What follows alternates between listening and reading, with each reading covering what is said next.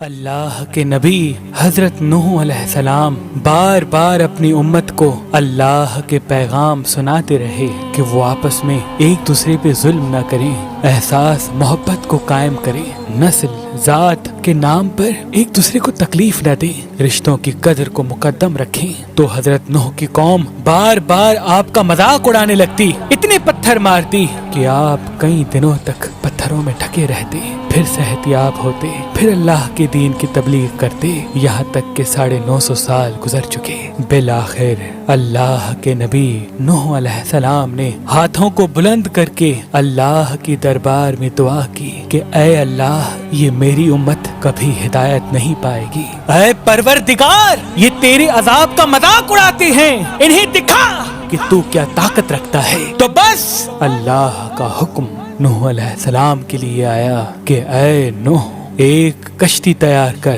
اور اس میں پورے جہان کے چرند پرند کو اور ان انسانوں کو شامل کر جو تم پہ ایمان لے آئے۔ تو یوں اللہ کے نبی حضرت نوح علیہ السلام نے درخت اگائے اور کشتی بنانے میں لگ گئے۔ وہ پوری قوم ہنستی رہی اور نوح علیہ السلام اللہ کے حکم کو تسلیم کر کے اپنے فعل میں مصروف رہے۔ تقریباً 100 سال کے بعد وہ کشتی تیار ہو گئی اور نوح علیہ السلام تمام چرند پرند کے جوڑوں کو ان کشتی میں سوار کر ہی رہے تھے کہ اتنی دیر میں سانپ اور بچھو آپ کی خدمت میں حاضر ہوئے اور کہنے لگے، اے اللہ کے نبی، اس نجات کی کشتی میں ہمیں بھی سوار کرو۔ اللہ کے نبی نوح علیہ السلام نے فرمایا، تم تو انسانوں کو تکلیف دیتے ہو، ان کو کاٹتے ہو۔ تو یوں سانپ اور بچھو رو کے اللہ کے نبی سے عرض کرنے لگے کہ اے اللہ کے نبی، آپ ہماری نسل کو بچائیں، ہم آپ سے وعدہ کرتے ہیں کہ جو بھی انسان سلام علی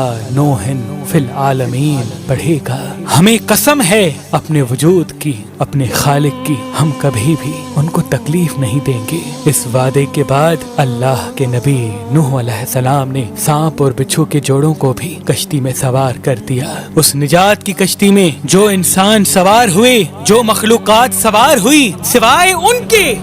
سب اللہ کے عذاب کے سبب فی النار ہو گئے۔ طوفان تھمنے کے بعد اللہ کے نبی نوح علیہ السلام نے زمین کو پھر سے آباد کیا، ہر مخلوقات زندگی بسر کرنے لگی، لیکن اس آیت کو کسی بھی حیوان نے آج تک نہیں بھلایا، اور اللہ پاک نے اپنے کتاب کی سورہ صفات میں اس آیت کو محفوظ کر دیا۔ آج بھی جنگل بیابان میں جب بھی کسی سانپ، بچھو یا حیوان کے سامنے جب اس آیت کو پڑھا جاتا ہے کہ سلام علی نوح